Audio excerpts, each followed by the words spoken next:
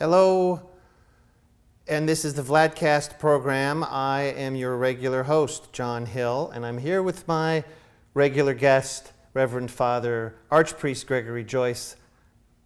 Father Gregory, good evening. How are you? John, good evening. I'm good. Thank you very much. All right. Nice to see you here again. Well, thank you. Likewise. So we have the month of June, and it's maybe not so busy a month as some of the other months, but here we are. And what's the big thing? Maybe the fast. What can you say about the fast, and why do we fast? Well, I think the most important thing that happens in June probably is my wife's birthday. That's on the 5th of June. Well, that goes without saying. And although that's not on the church calendar, it's good for us to know that. And so now that I've done that, we can probably go on and I won't be in trouble. So yes, the Apostles' Fast begins in June, and we have, although we aren't officially talking about May anymore, but the last day of May is Pentecost, and following Pentecost each year there's a fast-free week, and then we begin the Apostles' Fast. Of course, that fast varies in length depending on when Pascha is, because it ends on a set date, but it begins on a date that's related to Pascha. So this year it's about a month long, and that's probably about average. When Pascha is late, it's shorter. When Pascha is earlier, it's longer. We had a 2-week fast last year, I believe. Yes. It can be relatively short. Which is why it sometimes totally disappears for the new calendar brethren. Right, that's correct. It could be if Pascha is late, they may have to stop fasting before they begin, and that makes your head hurt just trying to think about that. So we are not deprived of the Apostles' Fast, and it's a good fast. I like this fast. I think that it's a very helpful fast, sort of as we begin the summer months, and it's not a very strict fast. We can eat a lot of fish during this fast, and it's a nice time, as we were talking about before we started filming, lots of fresh vegetables and fruits, and so it's a good fasting period that we have, and prepares us for the feast of the Apostles Peter and Paul. That's always on a Sunday? No, this year it is nicely. It's always the 12th of July, so it wanders around on different days, but this year this will be a Sunday, which is kind of nice. To end the fast on a Sunday like that. And actually, there are already couples asking to be wed on that day. It's also a nice day to get married on St. Peter and Paul. But after liturgy. After liturgy. That's right. Now, is there any good reason why Peter and Paul ended up in the middle of the summer? Sometimes we know when a saint died, and sometimes we don't. And we have some idea with the apostles, but some we know more and some we know less. And so this feast is a pretty old feast. It's both in the west and in the east. On the same day? Yes, on the same day. Of course, we do it 13 days later using the church calendar. But yeah, this is one of those ones we don't know exactly, but this was a strong tradition of the church and has been for very, very long time, a fasting period ending with this feast. And it's interesting, the day after Saints Peter and Paul is also the synaxis of the 12 apostles. So it's kind of, I would say, an important time for us. And again, a nice time in the summer to be able to come to church. You can come to vigil, and when you leave, the sun is still up, or it's just gone down and there's still a lot of light in the sky. It's a really, really nice time of year to be able to come to church and to celebrate these feasts. Okay. Any liturgical peculiarities? Notable things about Peter and Paul feast? The feast itself? No, it's a relatively straightforward feast. We'll have at vigil we'll have a litia. If the weather's good, we'll do that with a procession, as we generally do in the summer, which is nice, especially for the children. It's very pleasant to have the procession as part of the vigil, where we go around the church and do a part of the litia on each side of the church. So I guess that's a peculiarity. We do that with all of the vigil rank feasts during the summer months at St. Vladimir's until it's too dark to do that, as long as the weather is nice. Great. An important feast or important saint for the Church abroad and for our sisterhood we celebrate in June also. correct? Our brotherhood. No, the second Saint Xenia Yes, holiday. yes, yeah? the second Sexennial holiday. That's true. Although that one does not get as much press as the one in January. Well, we should start talking it up, We Father. probably should. We probably should. But the one in January, well, that one is such a strong. People are solely connected to that. We'll have to look at that for next year and see if we can do something more about that. Okay. So I understand that you recently took a trip to the old country. How That's was true. that? That's Did you true. visit Siberia this time? Not this time. I went to Siberia last time. That was really nice. I was happy to do that. But this time, I went to Moscow and St. Petersburg, and we went on what we would call a friend-raising trip. Not a fundraising trip, but a friend-raising trip to tell people about our project that we have planned, and to meet some people that perhaps will get interested in this project and help us as we go along. And the project is? The project is our new church, our social hall, and our school. And people were very, very interested in the school in Russia. And that was very pleasant and interesting to see that people were so interested in the school. And so we ended up talking a lot about that. We talked about the rest of the project also, but we ended up talking a lot about the school. And I think that was really good. That was really a good way to start the project. Mm-hmm. And by the school, you mean the planned preschool and kindergarten? Right. And to see, this, God willing, will grow over time into something that's, perhaps even all the way through high school. And that would be the ideal. And there's a lot of interest in this kind of schooling in Russia, as there is here in the States. And so we think that we're in a unique position to be able to do this. And so we're going to start working on that. And it was already 8 years ago when Metropolitan Loris and Patriarch Alexei signed the Act of Canonical Communion. And the idea of partnership, of working together with the Moscow Patriarchate, with the church inside Russia, is something that we think it's worth working for. It's worth trying to find ways to do that. And we hope that our project can be something where we find ways to work together. So we need to build this project ourselves. But if we can partner with people in Russia and Moscow Patriarchate, that'll be great. And we'd love to see that be able to happen. Okay. Did you meet the Patriarch? I did. I served with the Patriarch on one of this, let's see, I was there only one Sunday. Actually, the Sunday that I was there, served with the Patriarch, and that was really wonderful and nice, and got to speak with him for a few minutes. He's a very busy person, but got to speak with him for a few minutes, and he knew a bit about the project and told him a little bit more about it and got his blessing, and that was really very nice to feel his spiritual support. So that was, I think, an important part of the project. I mean, we need our diocesan bishop's blessing. We have that, but it's certainly never bad to have the Patriarch's blessing. So that was very pleasant to be able to serve with him, and I'm glad I got an opportunity to do that. That was not my choice. When you come from abroad, you basically present your papers, and then you're assigned to serve where you're assigned to serve. And I was assigned to serve at Christ the Savior Cathedral with the Patriarch. So it was very nice. I'm glad that I had the opportunity, and some of our parishioners were able to accompany me and to even serve in the altar also, and that was very nice. Great. And so what did you think of the city of Moscow, the city of Petersburg, from a spiritual point of view? Are there enough churches?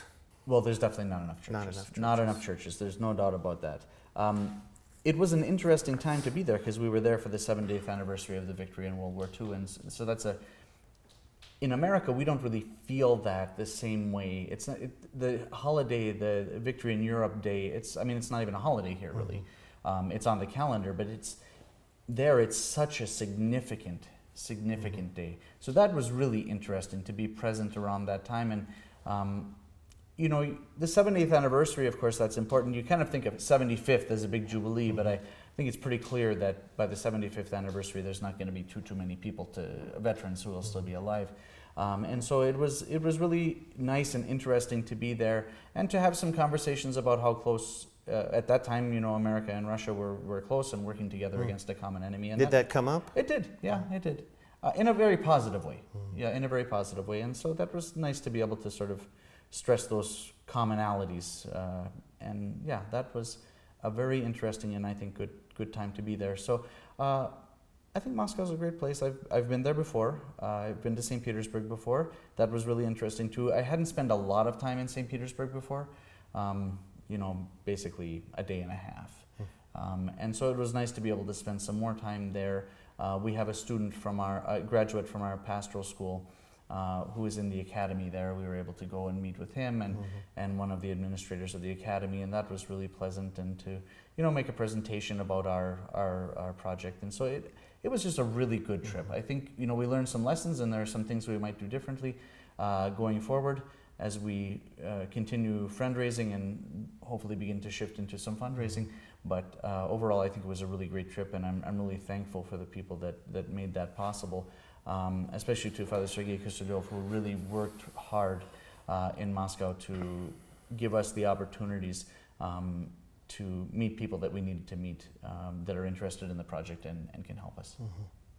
Now, you remember, of course, that we have several parishioners from St. Petersburg. You don't think you need to say a few more nice things about St. Petersburg in the summer? Oh, yes, it was. It's interesting. It's the second time that I've been there. Both times it was for the White Nights. So according to my understanding of St. Petersburg, that's the way it always is. Although I know that that's not really true. So of course, we're very thankful to Nathan and Ludmila Longin who hosted us. And in fact, we had a big presentation at their house for the people in St. Petersburg that were invited to come to that, and that was really a wonderful evening too. So it was good to have that kind of support. We obviously couldn't have done anything like this without that kind of support and without those kind of local connections, and so that was really, really great to have that. Very nice. Now, if we could maybe return to the New World. I saw a few mentions today that Jordanville has a new book publishing division, which was sort of a surprise because my understanding was that they had been publishing books for a long time. So what's different and what's going on? I just saw this briefly as well. I want to talk with the person who's in charge of that new press. But it seems that this is going to be strictly academic work. As opposed to Lives of Saints and the Sayings of the Fathers, and all of those things are very important. But this seems that it's going to be strictly based on academic work. And the first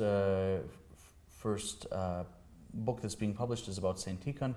There is a symposium on Saint Tikhon in Jordanville this October, and actually I'll be taking part in that. I'll be giving a paper there, and I actually met someone in St. Petersburg who's also going to be giving a paper there. So it was nice that they published the first book about St. Tikhon, and these two things are clearly connected. And so I'm really happy to see that, because I think that a vibrant press is really important for the church, and especially a press, that's publishing academic works, because we need to approach the spiritual life, I think, from many different perspectives. And if the church has a vibrant academic life, that's going to provide more and more life to the church. So to me, that's really important, and I really and vice think that's versa. great. Absolutely. And I think it's, the gauge of the church has always been the monastic life, right? If a church has a strong monastic life, it's considered healthy. And I'm not saying that we should, I'm not proposing we change that idea, but I do think that having a vibrant academic life is also really, really important for the church to be healthy. So this is really good. And it looks like they'll be publishing things mostly in English, and that's great too, because so many good things are published in Russia now, and everything is available. It's nice to see that it looks like they're going to be focusing mostly on English. Well, it'll be interesting to follow what they publish and what happens next. Absolutely. I'm looking forward to it. Okay. We have many feasts that include the words All Saints in the month of June. We do. We could, we begin with the most ancient of those, which is the Feast of All Saints. How ancient? Pretty darn ancient. Yeah. Yep. This has always been the day before this Apostles' Fast, and the Apostles' Fast is not the most ancient of the fasts. The most ancient is Great Lent, but it's pretty darn old. And this Feast of All Saints on the day before the fast, well, it's been there as long as that fast has been there. And this is a Feast of the Martyrs. People often wonder when they come to church, why are we wearing red? It's a Feast of All Saints. That's true, but it's always been very focused on the martyrs. And in the Russian Orthodox Church abroad, this is the Sunday of Youth, the Day of Youth. This is a day to focus on youth. And this year we're going to have our oldest church school class has been making poster presentations all the academic year. And most of them have done 2 of those. So we're going to have a poster fair on that day during the coffee hour, during the parish meal.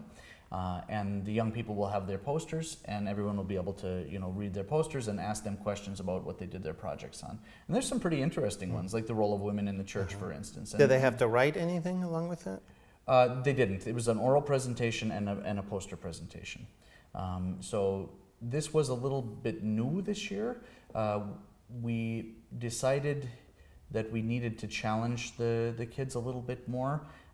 And so we had many lessons throughout the year.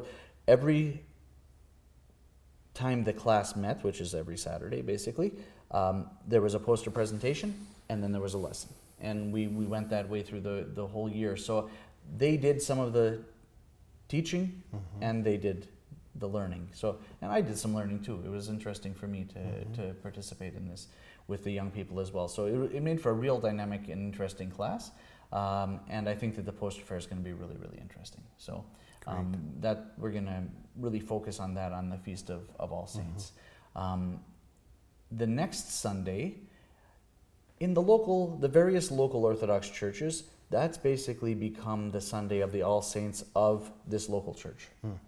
Right? So we're part of the local Russian church, right? That's kind of how we roll up. And so that day for us is the Sunday of All Saints, all Russian Saints, I'm sorry.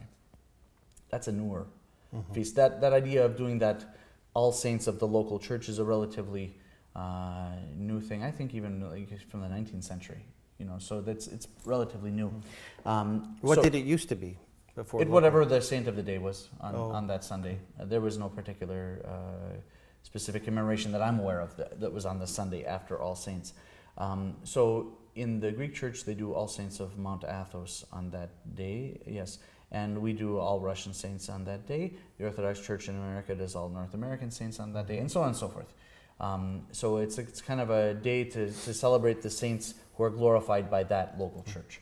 And then, there is a tradition on the third now Sunday, so we have All Saints, all Russian saints. Then it's very common, at least in the Russian Orthodox Church outside Russia, to commemorate all the martyrs of the Turkish yoke. And we do that here as well. And so that's kind of another All Saints. And then we're almost all the way through the fast with All Saints on Sundays.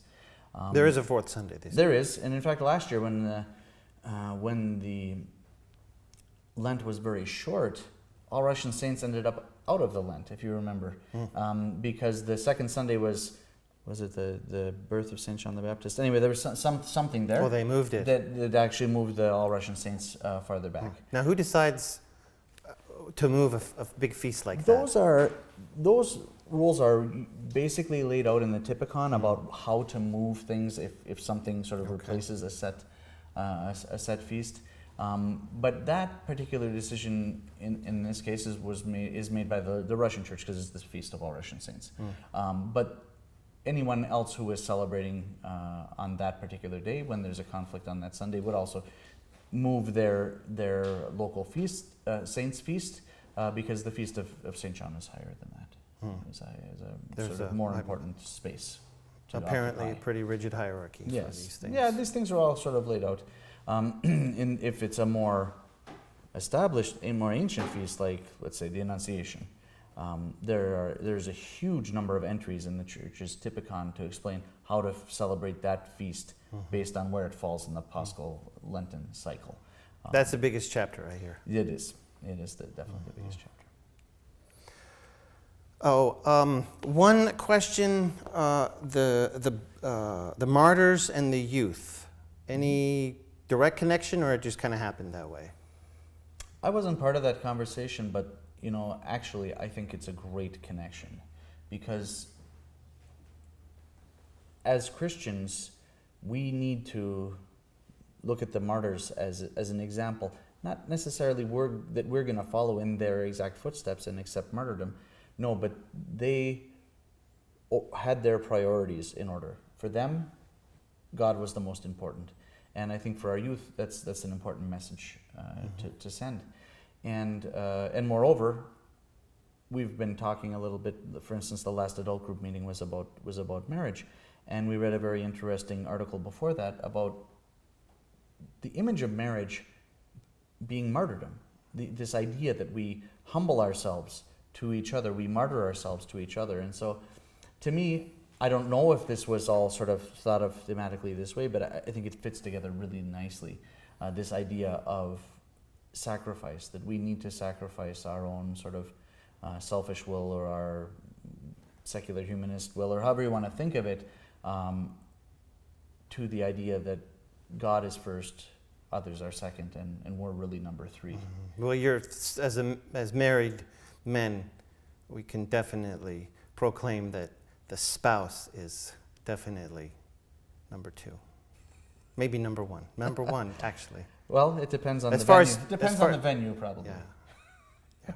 But very important. Mm-hmm. Absolutely. Well said.